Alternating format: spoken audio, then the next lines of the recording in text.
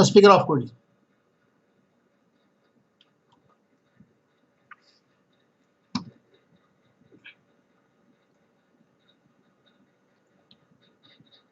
Dear students, welcome to the first live session of the course Solar Energy Engineering and Technology. So in this first live session, I will first explain what are the content we have covered so far in very brief.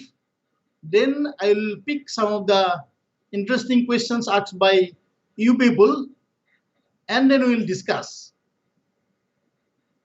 So let me first share my screen.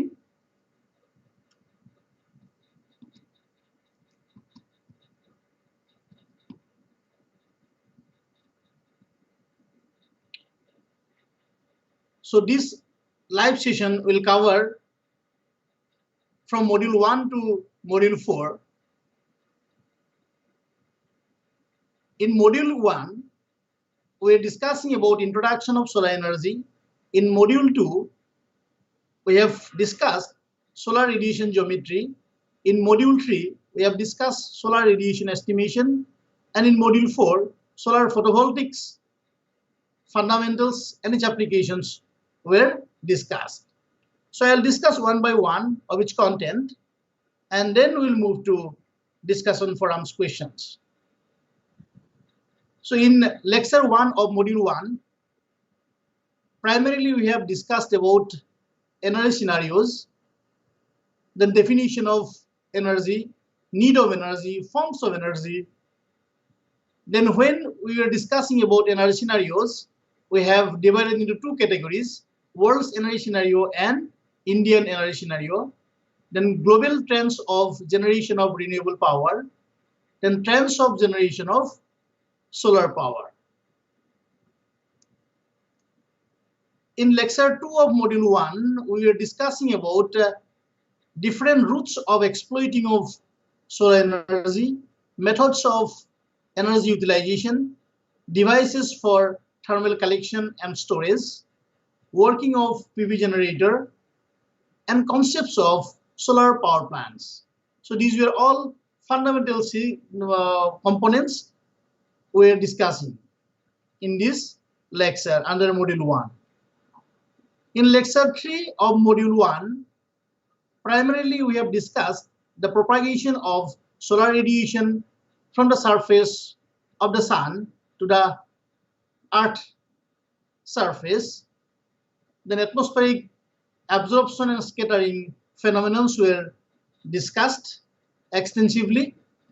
Sun-earth relationships were also presented, and different types of radiations were discussed. And finally, we have ended the chapter or lecture 3 with description of air mass. What is AM0? What is the significance of AM0?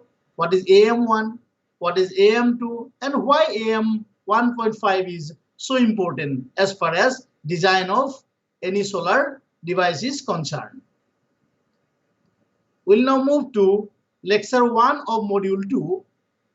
The content covered under this lecture are concerns of solar equipment designer. So what need to be concerned as a equipment designer, then different instrument used for radiation measurement, as well as sunshine hour measurement, then what are the different units used in solar radiation estimation, then radiation data analysis.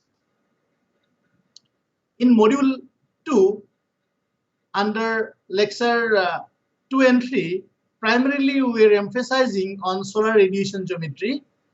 In this module, we have discussed different angles, solar radiation geometry for horizontal as well as tilted surfaces, then local apparent time, what is solar time, then sun path diagram, and also we have solved sufficient number of numerical problems to understand the solar radiation geometry. So this problem I would like to discuss because there was one issues in explaining, like in the problem, we were mentioning latitude 72 degree 49 minute east, but it should be so latitude should be 18.54. The longitude should be 72 degree 49 minute. So by considering this is just a typo, but while doing the calculation, we have done correctly. So just to show how we have done the calculation. So based on this date, so it's a December 15, 2019. So we have considered n is 349, and from that we can calculate what is delta.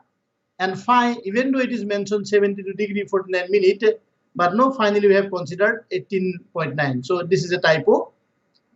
And other values you can see, beta is 45 degree, then gamma is 30 degree. And we need to calculate E, then we can calculate local apparent time. And finally, we can calculate what is theta.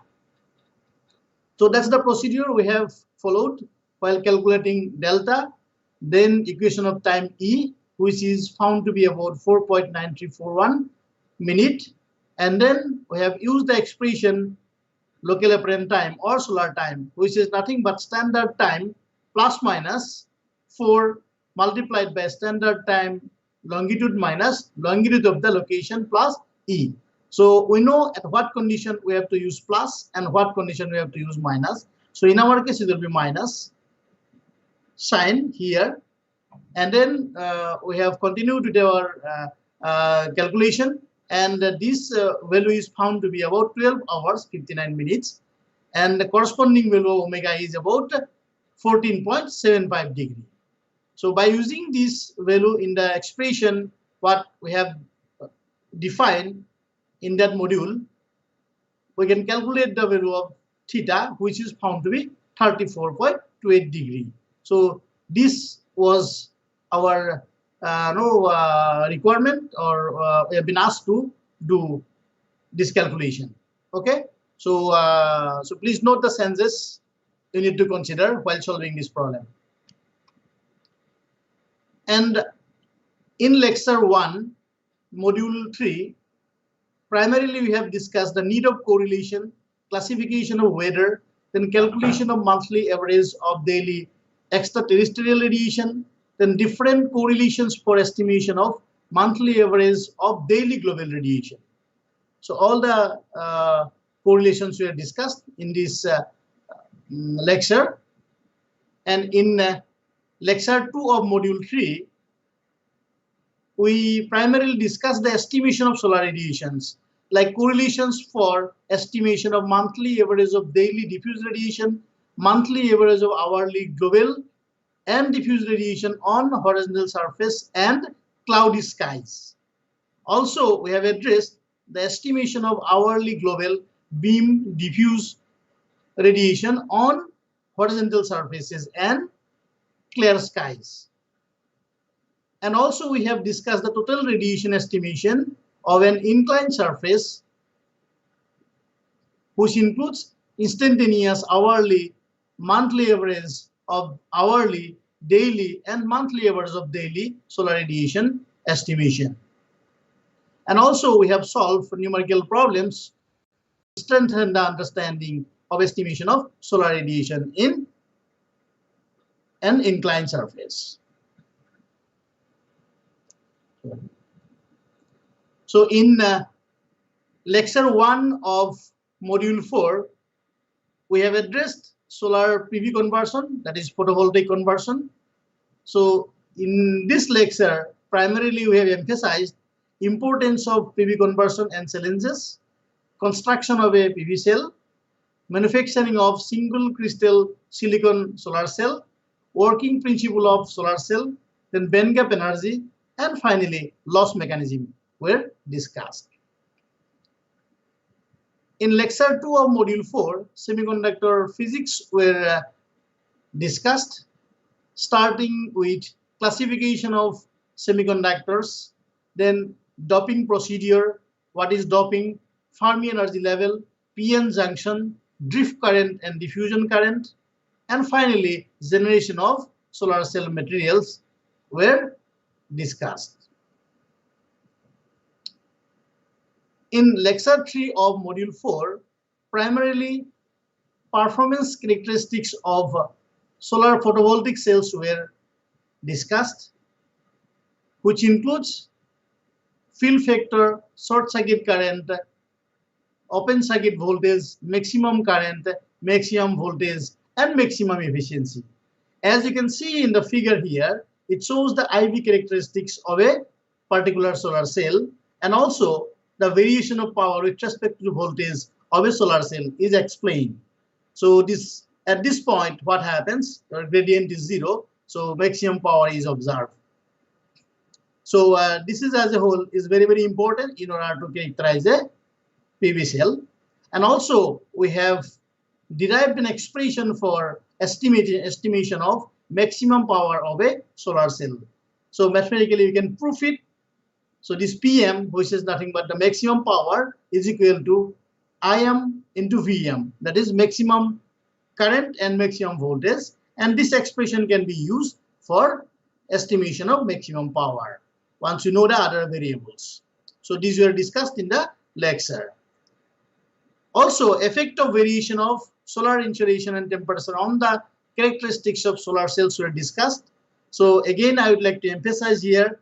So this is a typical IV characteristics curve of a solar cell.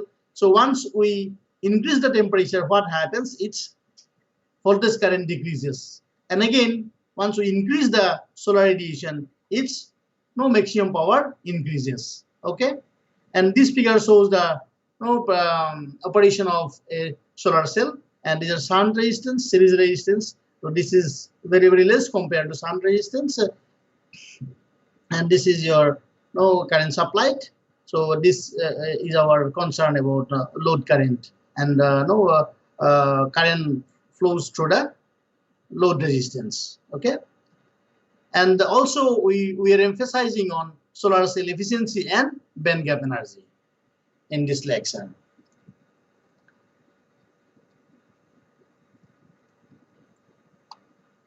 In lecture 4 of module 4, we are discussing about solar modules, arrays, and PV systems.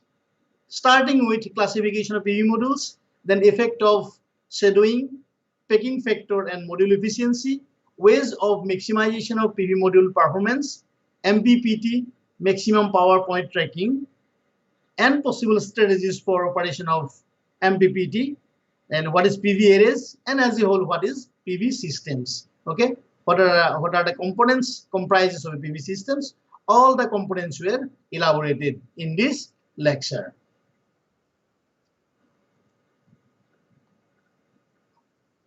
Sorry. So these were the things we have covered so far in this course. So thank you very much for your attention. So now I am going to discuss about some of the queries from the discussion forum. Most of the queries have already been responded in the discussion forum itself. So I thought to share some of the queries. So first queries came to us is like, can you explain what is cumulative module shipment in Swanson's law? So this was elaborated in the lecture. What I mean to say here, say for example, if you consider, say year 1, this is year 1, and then this is year 2. So in year 1, maybe you have produced X amount of module, and year 2 again you have produced X amount of module. So X plus X is nothing but twice X amount of module you have produced in 2 years. Okay, and say the price of the module here was Y. As per the statement, the Swanson's law is the observation that the price of the solar module tends to drop by 20% for every doubling of cumulative shipment volume. Okay, so you have doubled the system, and that's why in the second year your things will be something like Y minus 0.2 into Y. So that way you can see or you can visualize. So that's what it is said in the Swanson's law. Okay. Now I will move to the second question. In that question, now someone is asking about what is the commercial cost. The question is not at all valid. So this question is wrongly framed, and when you are talking about commercial unit, then it's correct. Commercial cost, there is no value of this terminology what you have used. So it is the commercial unit of energy which is represented by kilowatt hour, and which is used to understand the per unit cost of electricity. Okay. So that was the second observation. Second question's queries reply, I should say response. And third queries, what I have picked from the discussion forum was the purpose of synthetic oil in cylindrical parabolic concentrating collector. Someone was asking. So it's a very good and valid question. So you must know at what condition, what heat transfer fluid to be used. Say for example, if you are trying to have some kind of heating effect at say about 70, 80, 90, then of course we will go for water as a heat transfer fluid.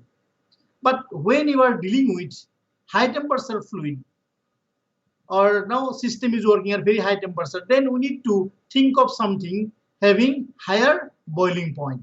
Okay, so that's why we're more concerned about synthetic oil, and if you are going beyond that, then we'll go for different kind of material. Sometimes we use sodium salt. Okay, sometimes maybe other different salt having a higher boiling point. Okay, so this cylindrical parabolic concentrating collector operates on the temperature range around 400 degrees Celsius. So boiling point of water, as I said, it's 100 degrees C, and if we use it at higher temperature, phase change will occur, which is not recommended, right? So solar grade synthetic oil is the most appropriate because its higher, its boiling point is higher, which is about close to 400 degrees Celsius. Therefore, it is preferred to be used as heat transfer fluid in cylindrical parabolic concentrating collector, right? So that's the reason why you are using it. Next question, someone was asking, the global radiation is the sum of direct and diffuse radiation. Then how does the global radiation fall below the direct radiation at the latter part of the day in the figure? So he has a question on this figure. So you please try to understand, this figure is presented to show the variation of solar radiations on a cloudy day. So here you see, you cannot predict what kind of radiation you will get because your earth is covered by cloud. Okay, so solar radiation is not coming. So sometimes there is a gap. So in that gap, some radiation is coming. So there is a fluctuations. Okay, so this figure is to show the variation of solar radiation on a cloudy day, and you should not confuse with the numerical values of the data. So this figure is a representative figure of three different radiations. That means diffuse, global, and direct radiation.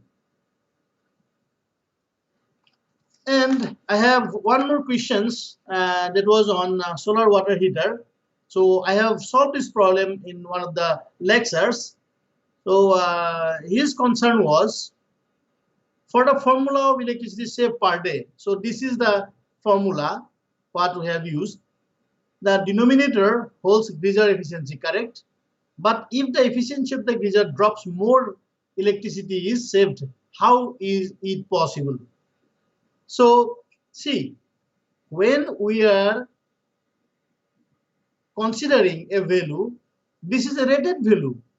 And of course, this value also, say for example, 5.5 we have considered. Do you think this is really 5.5 if we consider for years after years? This is not.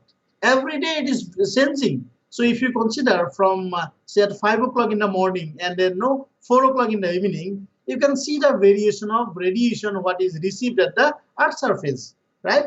So there are a lot of variables. This is just an example to show how we can demonstrate the feasibility of water heating system in a household level. So that's it. That's the understanding. Okay, you should not worry about the what will happen if geyser efficiency drops down. And further, you must understand when we talk about geyser, so it's electrical energy, right? So electrical energy is converted to thermal energy, right? That means almost 100% energy you can convert. So it's a high grade to low grade energy, but reverse is not possible. That way also you should consider. Okay, so efficiency 96 is fine. It will be retained because it's a device and your conversion is electrical to thermal, right? So you don't have to worry about this. What you have raised in this discussion forum. And someone is asking about what is greater, ID or IN. This is something like ID or IN. Of course, no, if it is diffuse radiation, it is less than your normal radiation. Okay. And the question is not properly framed. And then one question was, which is interesting, which type of coating is generally used? Is inside coating is more effective? Why not it is coated from outside? Okay, so you please ask the question yourself first, then you realize what you have asked actually. So if we apply coating here, then what will happen? And also one thing you must remember, cost of this selective coating is really very high. Okay, so what is the purpose of applying coating here inside this surface is to maximize the absorption of solar radiation and minimize the emission of radiation, right? That's the function of a selective coating. So as you know, mostly cermets are used as a selective coating in most of the evacuated tube collectors. And what is cermets? If you ask, cermet is something like zirconia plus nickel or aluminium plus nickel. Okay, so that's the thing they make, and it's a physical mixture of metal and ceramics. Okay, that you must remember. It's metals plus ceramic. So with this metal benefits include the ability to undergo plastic deformation, while ceramic properties include hardness and high temperature resistance. And this coating is always provided in the inner surface of the tube so that maximum reflected radiation can be trapped. Okay, and this will ultimately maximize the absorption of solar radiation by the evacuated tube collector system, right? So that's the thing actually happening when you are providing coating in the inner surfaces of a evacuated tube collector. And there was two more questions. So one question was asking, as per this graph what I have shown here, the least solar radiation is in June, July, but in literature it is found that least solar radiation occurs in December. Can you please clear my doubts regarding least solar radiation month? So it is obvious, if we use this expression, I extraterrestrial is equal to ISC multiplied by 1 plus 0.033 multiplied by cos of 360n divided by 365. So if you go on increasing the values, then what you will get? At the same time, if you refer to this sun-earth relationship throughout the year, then from that also you can figure it out. So the sun is near to the near when earth is sorry, what I mean to say, in December it is very close. compared to in June, July. Okay, and also you know what happens. So in winter, oh, what is there will be icebergs. Okay, and it reflects a lot of radiation, but amount of radiation fall on the Earth is very high compared to in the month of July. Okay, but here in case of what happens, melting will be there, and because of that, no absorption of solar radiation by the Earth soil will be high, and because of that, we feel more heat. Okay, so this is right actually. The expression on the variation with respect to months for this extraterrestrial radiation is actually fine. You don't have to worry about this. Then last question one student asked is global radiation and global flux same? If not, please let me know the difference. Global radiation and the flux is same. So its radiation is watt per square meter. So these are the queries what I have received. And one more queries I have here in this portal. So is there any software available that helps to calculate solar angle? Kindly mention. So there are softwares for calculation of all the PV system designs and other aspects, not specifically the angles, because no, at the very beginning you have to give the latitude and longitude where you want to do the calculation. Okay, so software like PV system, then pollution, then maybe Homer. This can be used for solar photovoltaic power plant design, but specific for calculation of solar angles is not seen from my side. So maybe you can explore the possibilities. If you get, you can also share with me. And of course, you can use spreadsheet for calculation of those angles. Once you made the formula in that spreadsheet, then from that very easily you can do the calculation. So now let me see if you have any queries in the portal.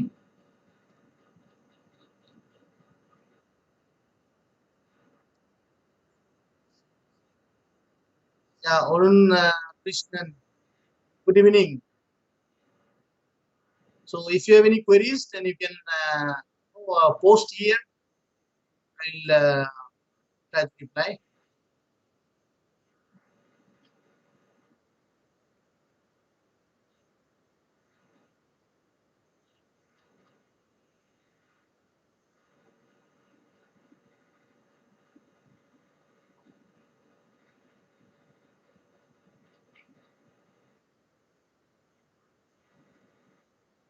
Good evening, Narendra Chaudhary.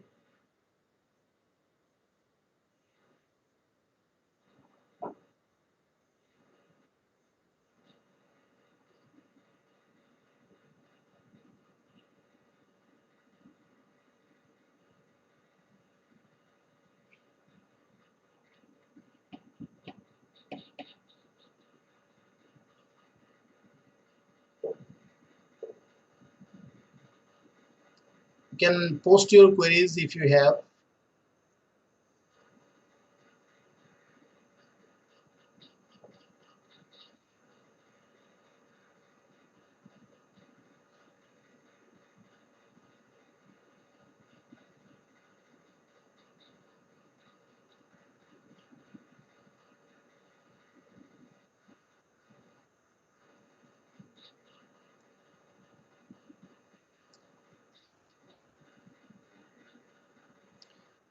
You know the thermal efficiency is no variation. How this varies? Okay, so if you know the no this QU useful heat gain and then amount of solar radiation for a particular location, then from that very easily you can calculate the amount of thermal efficiency you get or magnitude of the thermal efficiency you get. Okay, you don't have to remember.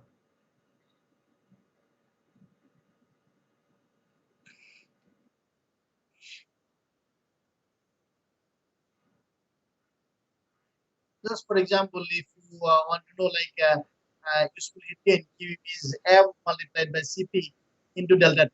Okay, and then we have amount of radiation you receive. So I into say A. Okay. So I may be this is a total. So it includes all the components of radiation.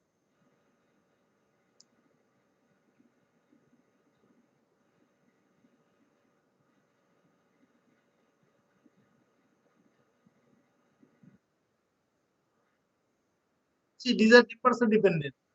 But you can do your own calculation. It's nothing. So maybe no, I'll do one calculation and maybe I'll post the discussion forum so you can see it. I'll do a calculation for all and you can have a look. Based on the temperature, we can do the classification and then of course I will share one what is called table and from that you can see it.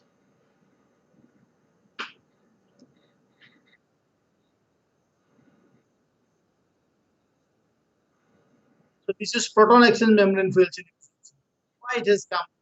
I think this point we should not discuss here. This is not related to fuel cell conversion. This is talking about fuel conversion.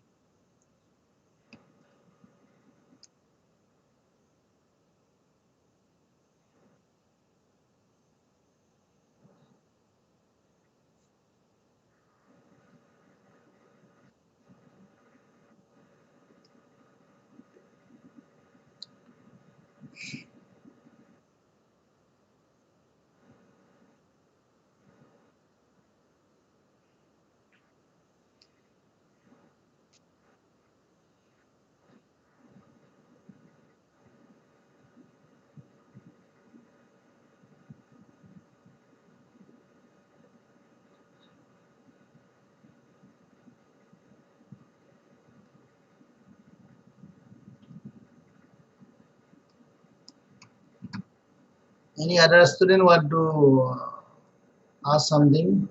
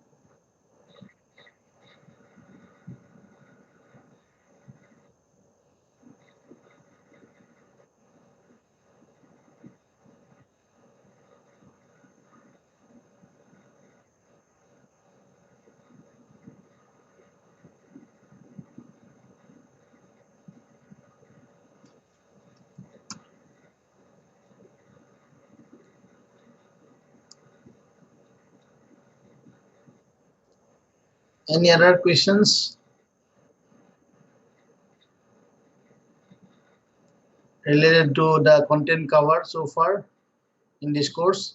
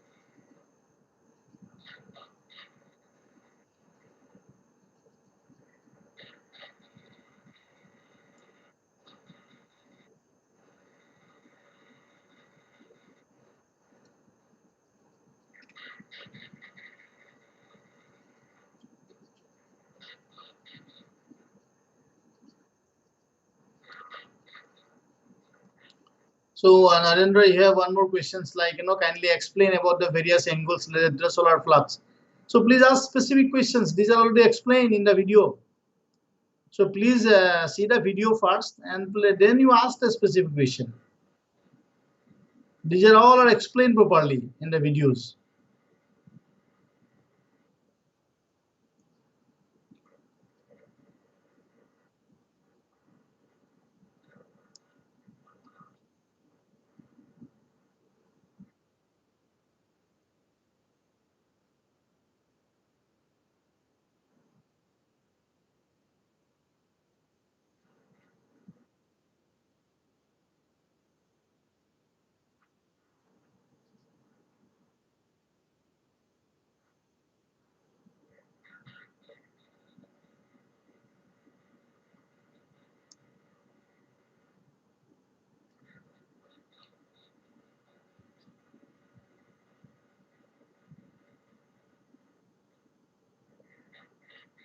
So, you need to understand the different angles like delta, declination, then latitude, longitude, then azimuth angle, solar azimuth angle, surface azimuth angle. Okay, so these are well explained. So I don't think that this explanation is required at this discussion.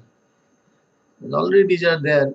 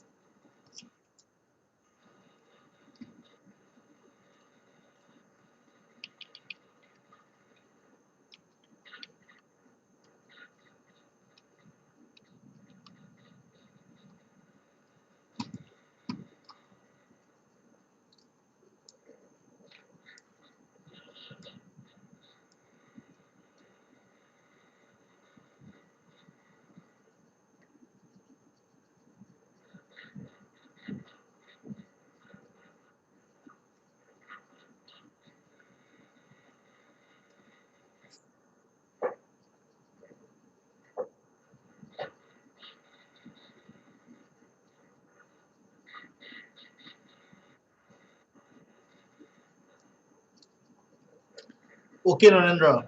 Now your question is, what is net environmental impact associated with production, installation, running of solar system in brief? Okay. So I will try to say something about this. So as far as environmental impact is concerned, when we are doing entire life cycle analysis, then you will see in production of solar cells, it consumes a lot of energy. So we need to we need to consider those energy as well when we talk about sustainability. But once it is done, then you don't have to invest for running cost because solar energy is available. You are using the energy for conversion of electricity. Okay, so that way, once your manufacturing is done, then only capital investment is required for running the solar power plant. Then after, you don't have to invest much as a running cost. So what you need to invest for cleaning, one skilled manpower is sufficient. Say, for example, if you are comparing a power plant uh, which is producing energy from coal, okay, so there you can see you need a very skilled manpower for every aspect.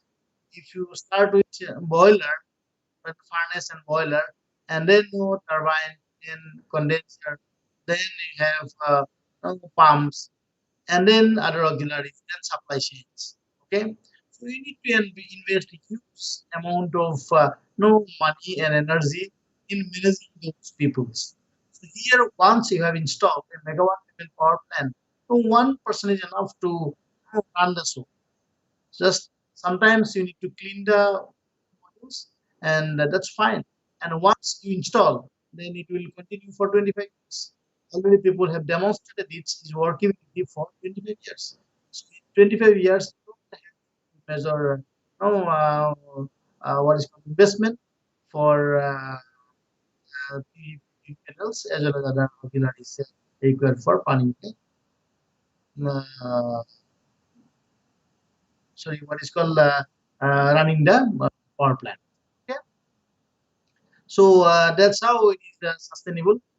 And if we talk about solar, this is the scenario, and similar statement goods for other renewable energy system like biomass. Okay, so there, of course, we need to make supply chain arrangement for running the plant, but it's carbon neutral, right?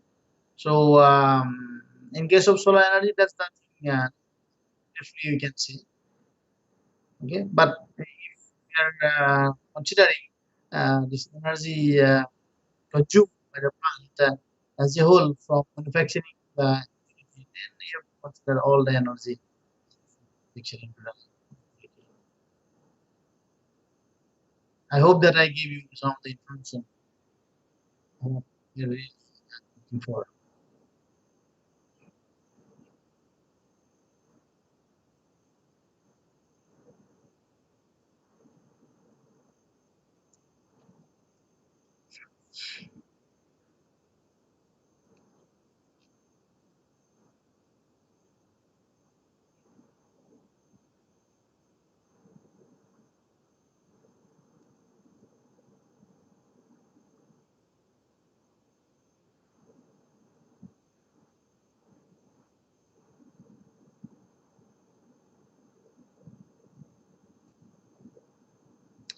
So, how intermittency of solar energy can be addressed? Some various recent advances.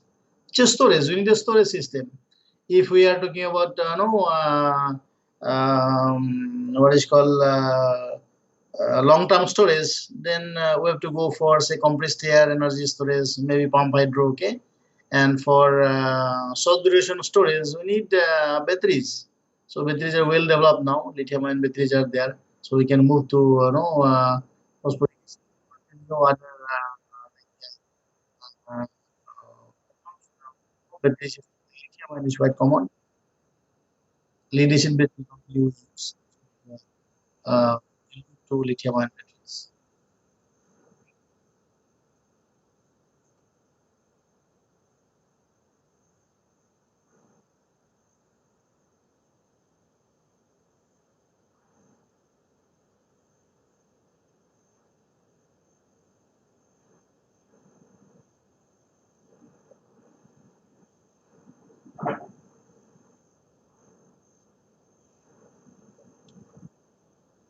Any other students having queries? Seems there only one student is attending this course.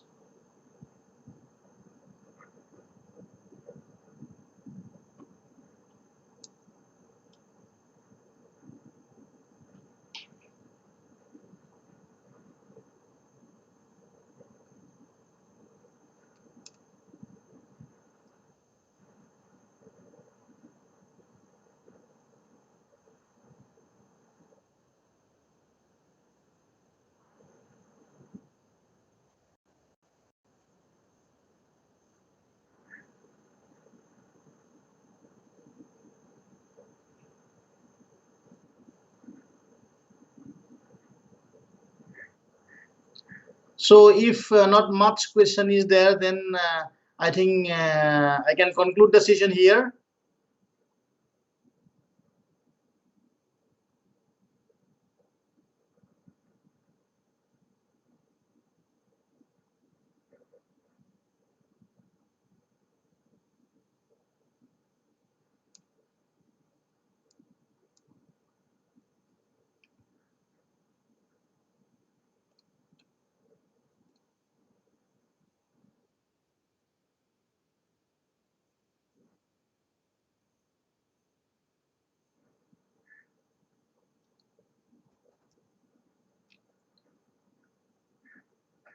So thank you very much for your questions. And maybe you can post more questions in the discussion forum, and you will get the reply. Okay.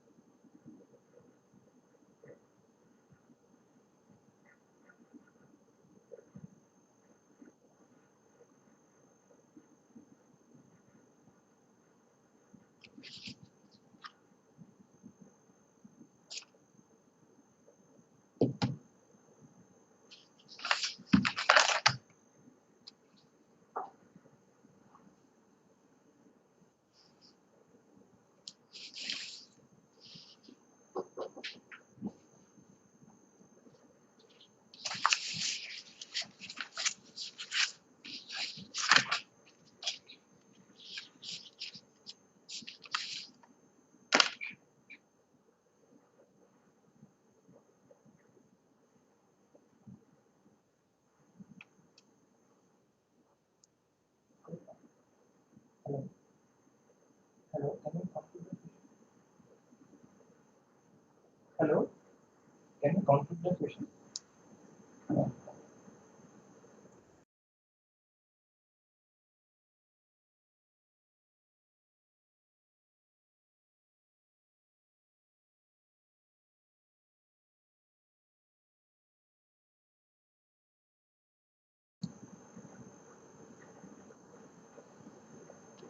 We have answered actually.